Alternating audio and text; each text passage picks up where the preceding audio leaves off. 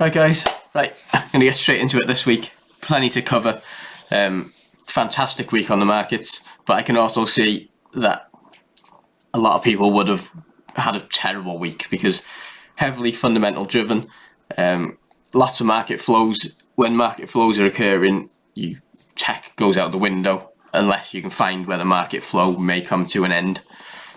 So if dollar's being driven by stocks, then you need to find out where the next key level is on the stocks, which then the market might pull back, but not until the stock market gets to that level. So there's plenty of that. Interest rate decisions, inflation data. It was a perfect storm. But if you're an experienced trader, I've thrived for weeks like this. I'd potentially say it was the best week of the year for setups and the way things played out.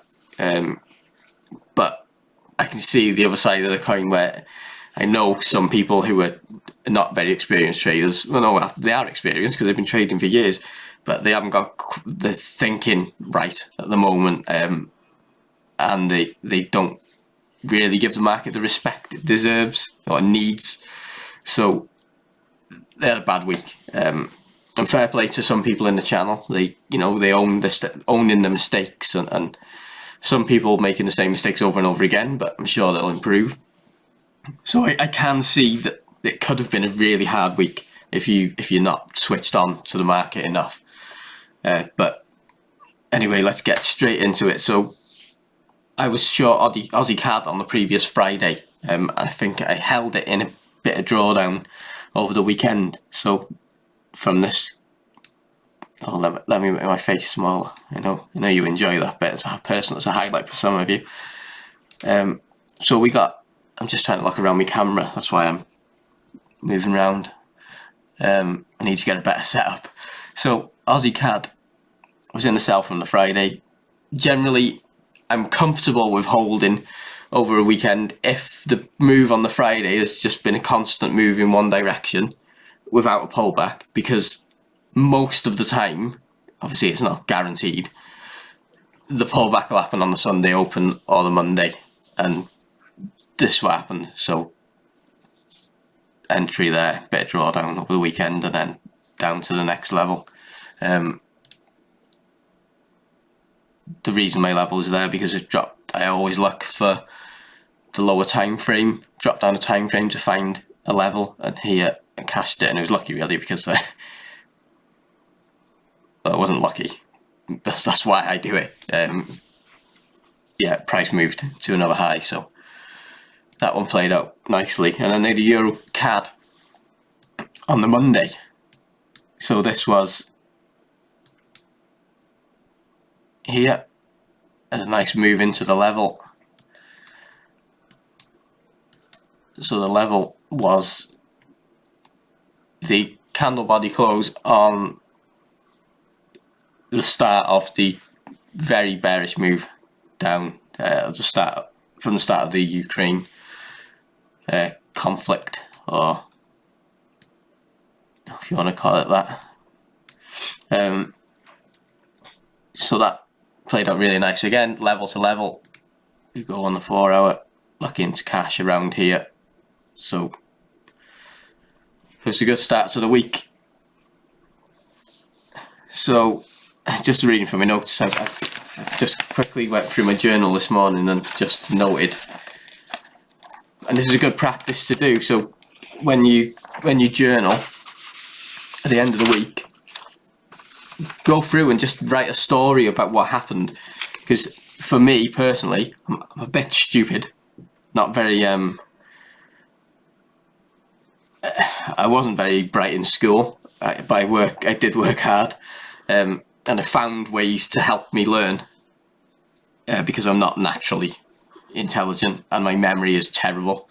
So the more I can cover things, the better. So if I keep a journal, I write it with a pen and paper because it sinks in. I read it, I write it again at the end of the week. It's just the more time to cover things, the more it sinks in. Anyway, Euro CAD. So I had more of an opportunistic sell on EuroCAD on the Tuesday, and that was refining the level on the lower time frame after seeing a strong move. So this candle body close here, this here. So I saw a strong move up back into my key level, but the key level has now been refined to the recent price action.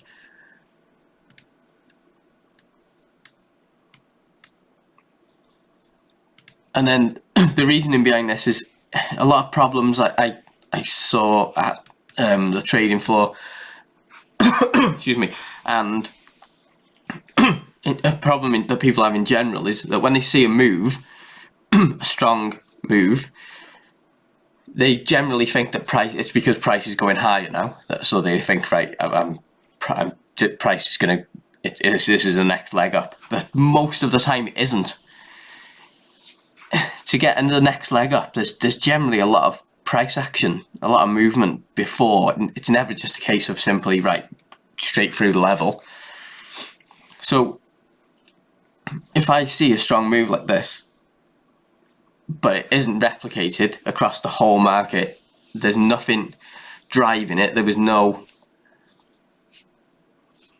move on oil to drive CAD. There was no euro driving across the market. So there was nothing fundamental driving the market. So it's almost easy pickings because it's just coming in to retest the level. So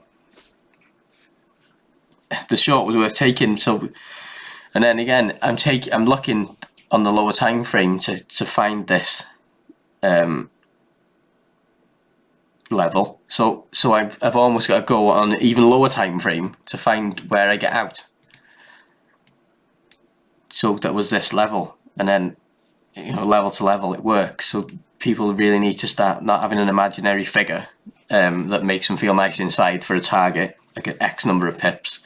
The target was almost 70 pips for that, nothing else. And then don't shit yourself, don't get into a few pips profit and put your stop loss to entry, or like plus some pips, because the market can do whatever it wants in this area. It can go up and hang around here and then drop. Doesn't matter.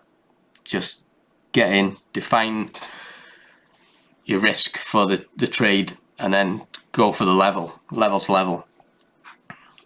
So it was a pretty solid start to the week, and I got noted there that I had lost an Aussie CAD position that I had running.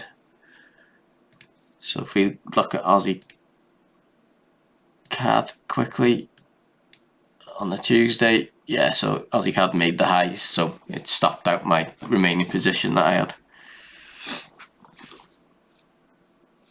Then on Tuesday we had the US inflation data, which was the first major bit of data of the week.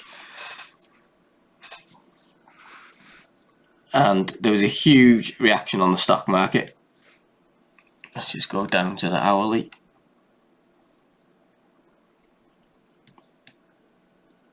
Tuesday.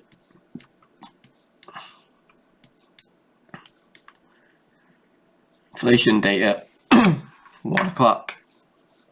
I think it was 12:30 actually. And then stocks rallied, which represented as dollar weakness, and then stocks dumped and gave everything back. So that gave dollar strength, because what is the stock market? People exchanging dollars for stocks. So while people are getting rid of their dollars to buy stocks, there's less demand for dollar, so it gets weaker. But then when stocks are dropping, it's increasing in demand for dollars, so dollars getting stronger. It's basically the same as a risk on, risk off scenario. But just don't overthink it. Don't think of terminology. Just think when the stocks are driving higher, dollars getting weaker. When stocks are driving lower, dollar's getting stronger because it's increasing the demand. Don't even try and understand it any more than that. Just don't even bother. I don't. I'm not interested. I have people trying to say, oh yeah, but what about this? What about this? I don't care. I don't give a shit. The charts tell me everything I need to know. Stock market is driving down. Dollar's stronger. It's there for you to see. You don't need to know anything else. Sorry about my rant, but I do enjoy a rant. I think I need a ranting YouTube channel. So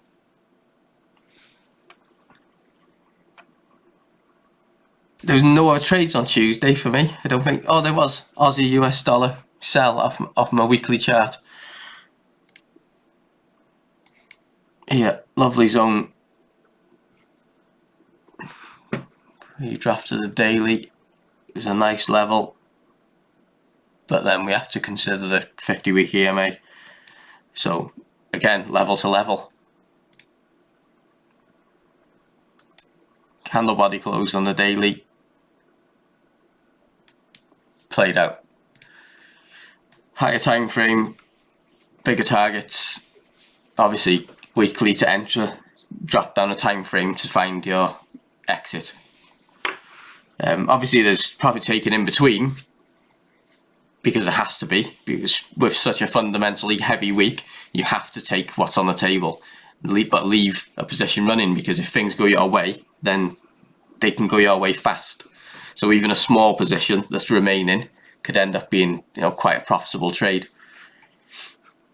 To back that up as well, New Zealand dollar, US dollar was also at a 100 EMA, just breached the high, hit that back under. So, but the reason I wouldn't trade this is just only an extra confluence, because it's just one confluence on its own. So I'm going to pick the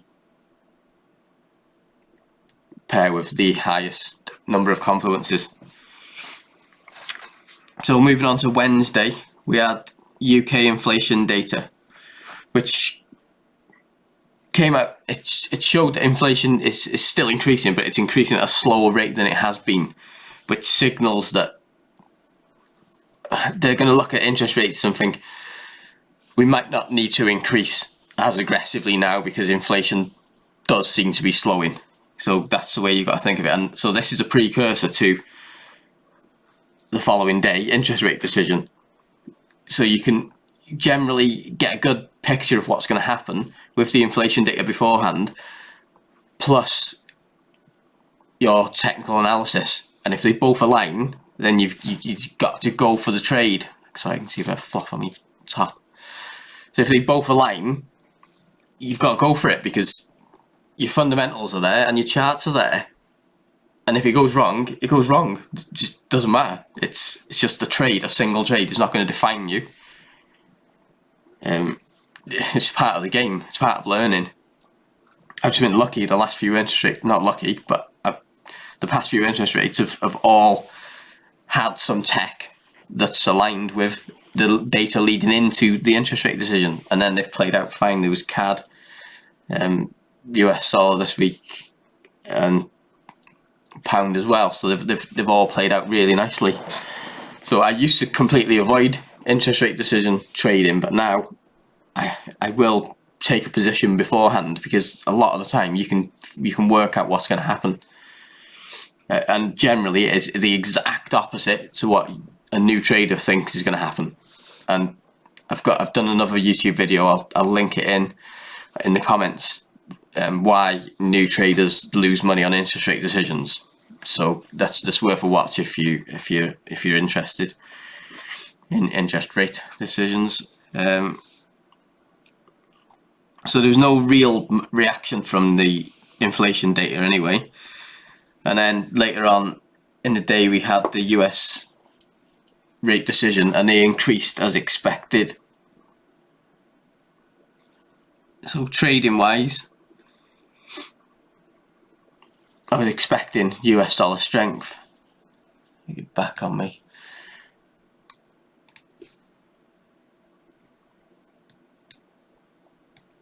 My week daily chart. So sorry, just going through my notes. I don't prep these. It's just literally one take, so it's probably not the most professional, but the info's good. Expecting stronger US dollar rate decision. Charts pointed that way because we'd had a strong run on against dollar recently, and I'm still bullish cable. I believe we go to 1.4 area eventually. But it doesn't mean we're gonna have pullbacks along the way. We could come back down to here. The 38 fib is now sitting really nicely on a level, so that'd be perfect for me because I can get a nice buy and I can try and hold higher to add to my buys I've got from below. So I'm amassing like a quite good position. So even though I'm bullish, I'll still take sells because you never know. Something, what if another war happens or something else breaks out, or data comes in, that makes the pound weaker, or there's something happens in Parliament. Anything could happen. So you have to just take the opportunities. And a lot of traders, they don't get into these massive trades. It's not planned. They just know how to take advantage of what goes on in the market. So the thing I say about fundamentals really is don't let it put you off getting into trades, but use them to sort of know when to hold trades longer.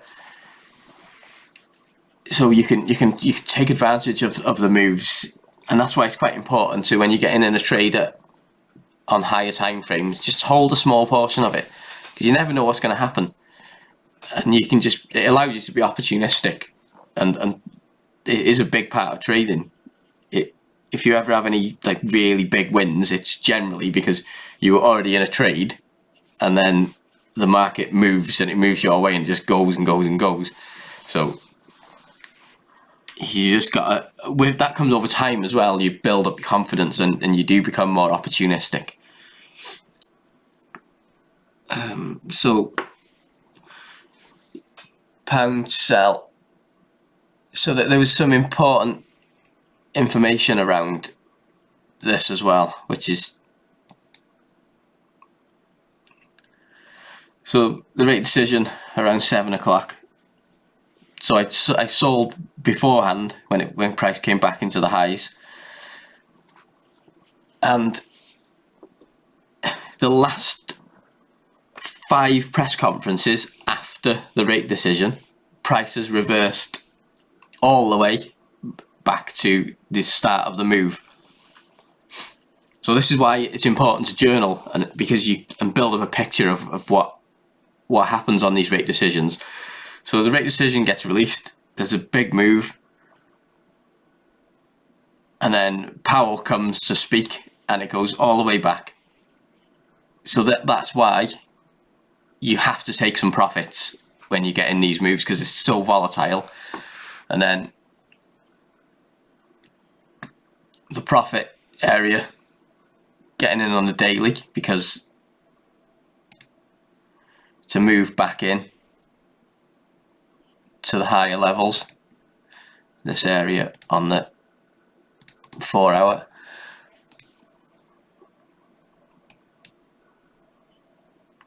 So we're getting on the daily, so you got to drop a time frame to look for the target area. Where's your level? Here. Level to level. Again, it's just no coincidence. It's just, it happens time and time again. And if you get in on the daily and you're just hoping to hold your whole position to go down here, it generally doesn't happen, because it's never that simple. It would have worked out nicely here, but I can guarantee people would have took their profit there and then put their stop loss to entry, and then bang, stopped out, missed the move they were looking for.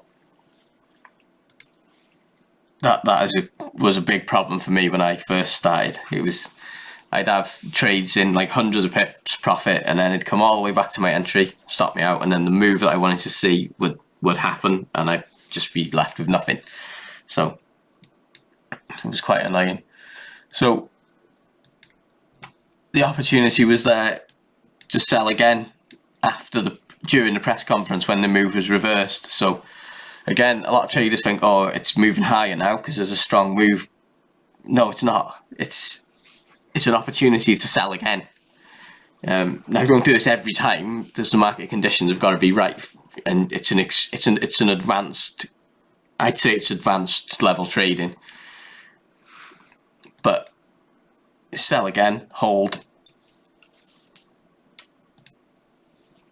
and it actually come down all the way to the buy area, which is a great move.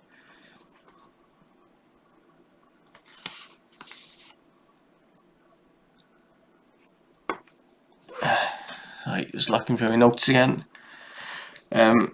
Looking at the 4 hour to cash out.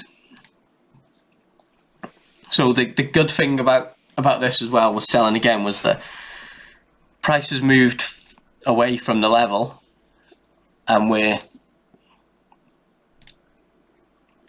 sort of around 100 pips in profit before the UK interest rate decision.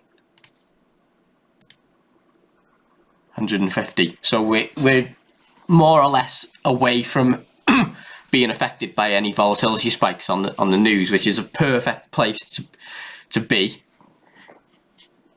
going into a rate decision. And these trades were all thought out because I was expecting the US dollar strength and I was expecting the pound weakness. So obviously cable, if it plays out nicely and you manage to hold the positions, then it's a great play. So that's frustrated me a little bit, because in the Friday confessions move that we have in the channel, a lot of people ignored the fundamentals when this whole trading week was based on fundamentals. So it's you have to pay attention to them. There's a lot of traders say, oh, I don't listen to the fundamentals, but they're only trading from the strongest levels. These traders who don't listen to the fundamentals are paying attention to them, because if by considering only the strongest levels, price is generally always going to react to them anyway. Like, the market doesn't just move down and go one candle. It moves down. Even when there's a driving move on, you're still getting big pullbacks along the way. Like, even when the market's crashing, it's still reacting to levels on the way down, so you can get in and out. So by only trading from the strongest levels, you almost don't have to pay as much attention to the fundamentals, because in a way you're already accounting for them in the charts, because the charts data is now real time, and the data that comes out on fundamental releases is data from the past month. So you're almost better off looking at a chart, because it's real-time data. It's the real-time condition of an economy.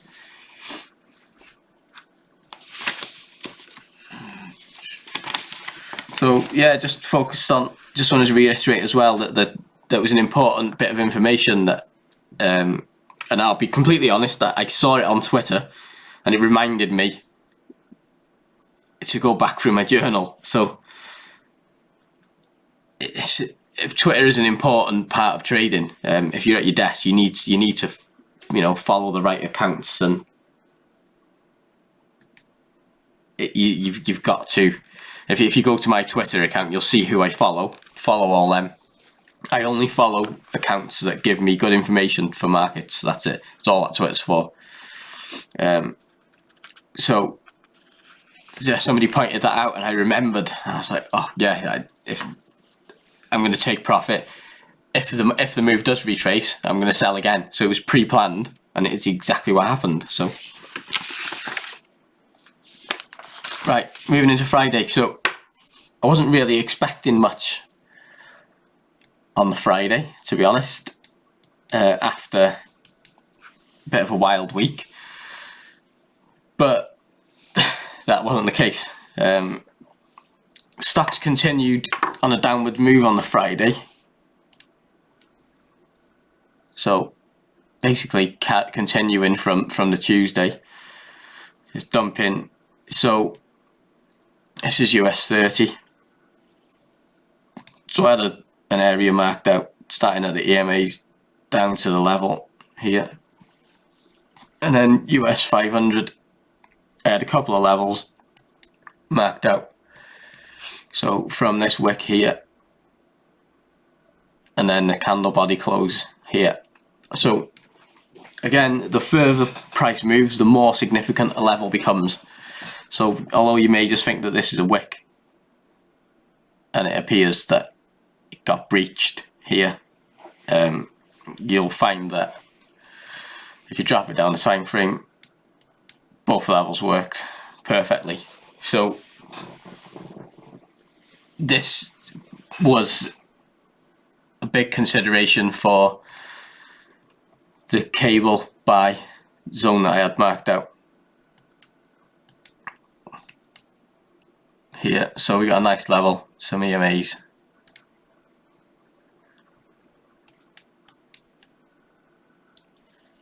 Lots of information on the 4 hour. If you drop down, loads of candle body closes there, so price failed to get below the level.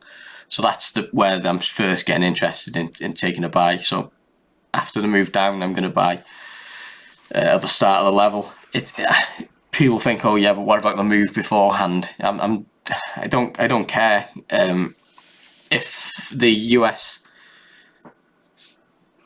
stock markets are lining up for me to take that, then I'm going to take it. So you can see, if we look at the hourly, 5 PM on the Thursday,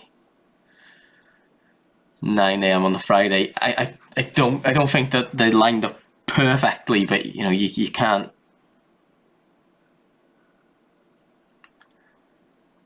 So 10 AM, so the first level was hit at 10 AM on the Friday, and then my cable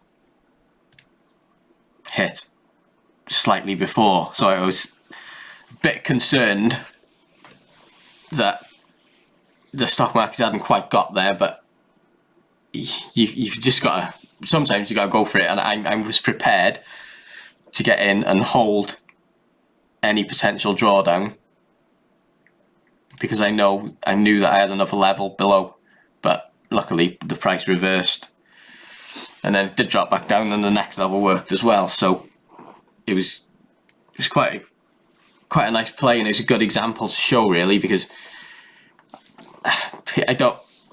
people get afraid of like market flows and risk on, risk off moves, because they're essentially the same thing anyway. Tech does go out the window when there's market flow, but what I mean is, if you're looking at a currency pair, any currency pair, your tech isn't worth anything in a flow scenario. Where the tech is on what's driving the market. So it's important that you need to find where the market's going to stop, and this is what basically my channel, the Telegram channel, is about, is taking advantage of these scenarios, because it's an easy way to trade, and it's my favorite times in the market is when the stock market or Nikkei or oil or anything is happening, or yen. It is a driving move. I'll come sit at the computer and I'm buzzing, because I know I'm going to get an opportunity. I know I'm going to make some money, but I just don't know when, because I'm not getting into the flow, because I don't know when it's going to stop. I just try and find where it might stop. So the timing. Somebody asked me a question about, do you get in on the flow to take a trade down towards where you want to take the opposite side? No, because I don't know when the market flows are going to start. So, and I don't know if it's a flow.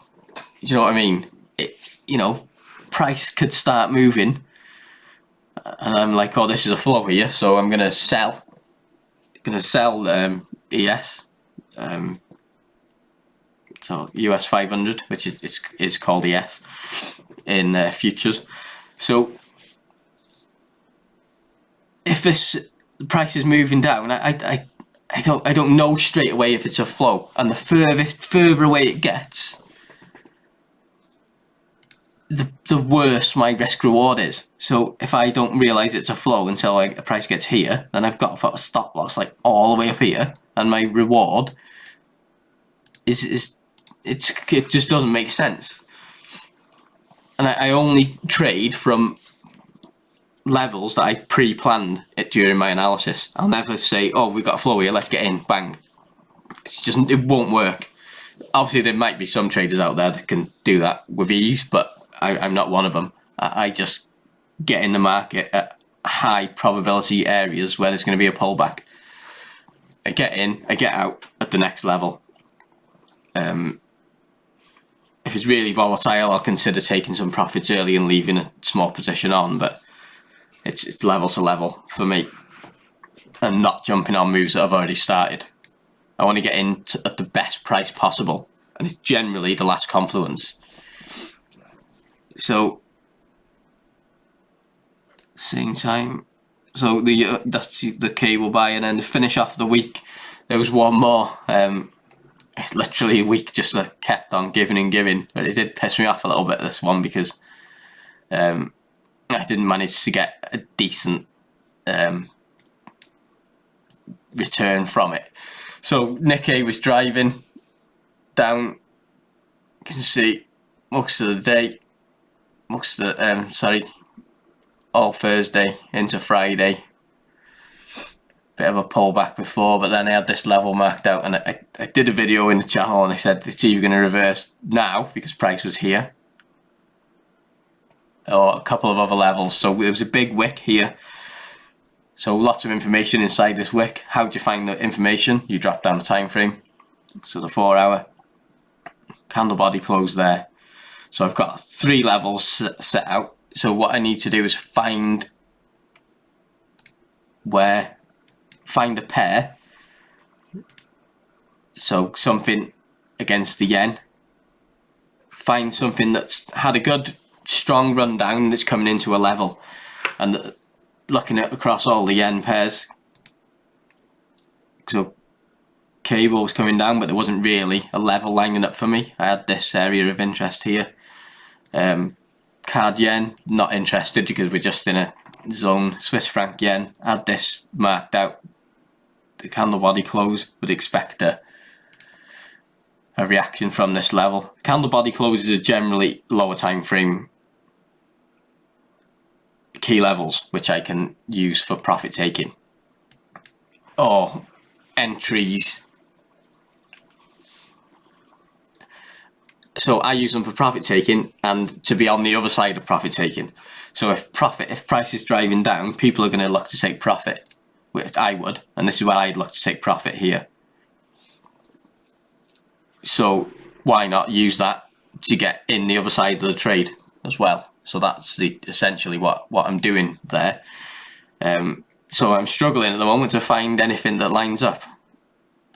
But then Aussie yen was a perfect candidate because there's been 2 days of down movement, so profit taking is required. The only thing that annoyed me a little bit, there was a gap down, so this sort of blurred the level. So I literally just went for the candle body close here, and turns out that was the right thing to do, because we got the pullback. Nikkei lined up. Unfortunately, I closed it at 20 pips just before market close. I was hoping to get up to here, this level, but it was a Friday night. I just got in. Wasn't interested in holding over the weekend. We might get a pullback on the open, but it's been a great week. I just wanted to close the week and get that trade closed down. So that was it. So it was all about, that one was all about selecting the right pair to suit the level, and Aussie yen was the one that stood out the most. But it was literally, I was busy and it was literally scrapping around to find one quickly, and that was the one. Just need to check.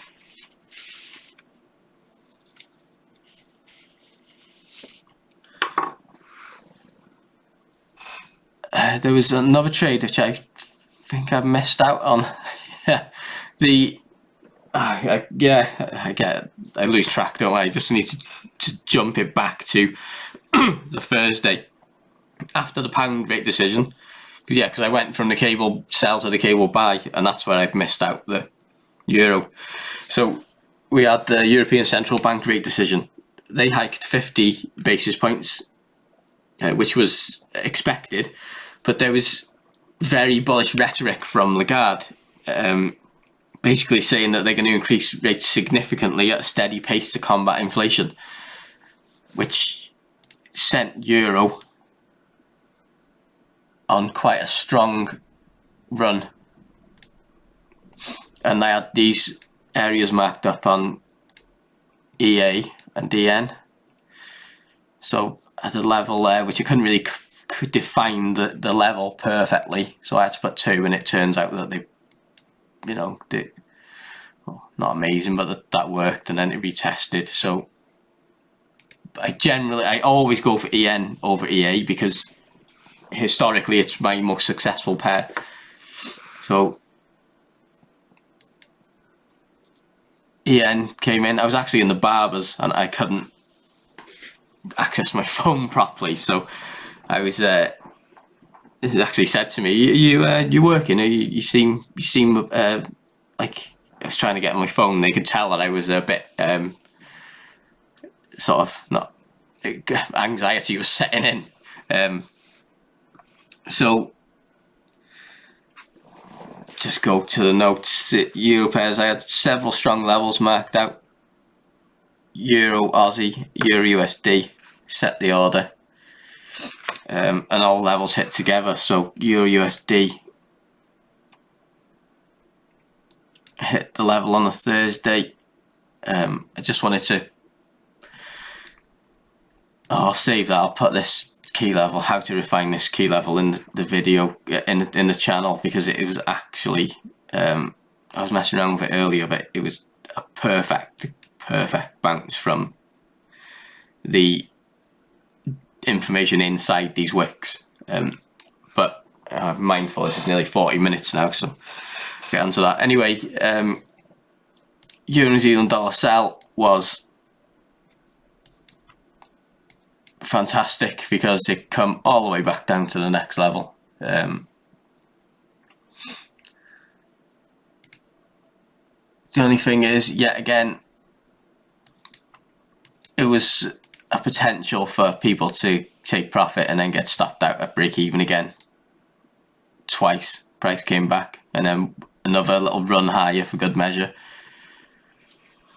and then we got the main move. So never stop loss at entry. If you're interested in trading from this zone, your stop loss needs to be well above it. And if you're still interested, if you're taking profit and you're still interested in taking more from the main move, you've still got to keep some risk on the table. So my take profit area was this wick with the EMA on the 4 hour, so I'm out with that now. So sorry about that order for that one, but I do get carried away when I'm talking about trading because I'm very passionate. But that was it. A brilliant week, like a newsreader. Brilliant week, but also I can see how it could have been a very difficult week if you weren't prepared and your technical analysis isn't on point. So another thing I just wanted to point out as well, that anybody can go and look at a chart and talk about what's happened in the past, but everything I talk about, I've sent into my channel before it's happened. So I'm not some kind of YouTube bullshitter. Everything goes into the channel. So I don't tell people when to take trades, because everything I do is exactly what I wish I could have had when I was learning to trade. I don't want people to tell me when to take trades. I just want people to give me some direction on my technical analysis, on how I need to think. Sorry, you can have my big face back. So I don't want to be given signals. I don't want to be told when to take trades. Would like to have been given the information to know when to avoid trading, like market flows, how to trade safer, how to keep my mindset right, how to capitalize on scenarios. So that's all I do, and since I started doing the channel at the start of November, my trading has never been better, and I thoroughly do believe that it's because I'm covering the work. I'm inherently lazy, that's why I have to journal. But now I'm doing this review for the YouTube channel, so everything I'm doing a little bit extra and reviewing things more, and I'm making sure that I see everything that happens in the market, because I want to be able to get across to people in the channel that what's happened, and give them the reasoning and how you could have capitalized on it, because it's exactly what I needed, which I never got, and I just learned to trade by getting smashed time and time again, and then really digging down and analysing where I was going wrong, and then sort of organically built into this strategy that I use now. And it's so intricate, really, that you can't really describe it, and the only way I can do it is have a channel, and then when things happen, I can then make a video and build up a knowledge base. So that's all going to be held on the website. That's hopefully going to be ready next week. So jump in the channel, and then when it's ready, I'll drop a message in there. But it's purely selfish, because I realise that I'm trading even better, and I'm being even more successful because I'm doing this work. But then I'm also helping people, which is a massive thing for me, because I know how much bullshit there is out there on forex trading, and it does get a bad name because there's so many idiots who just basically scamming people. So I just wanted to show that it can be done, but it's really hard work, and you've really got to have a path to follow, which I'm trying to set out for people now. So anyway, that's everything covered. Only 45 minutes. I'll do the weekly review probably tomorrow. Look at the week ahead, send that in the channel. Getting towards Christmas now, so I'm going to spend a bit of time doing some educational videos as well. So have a good one, enjoy your weekend, and I'll catch you later. Peace.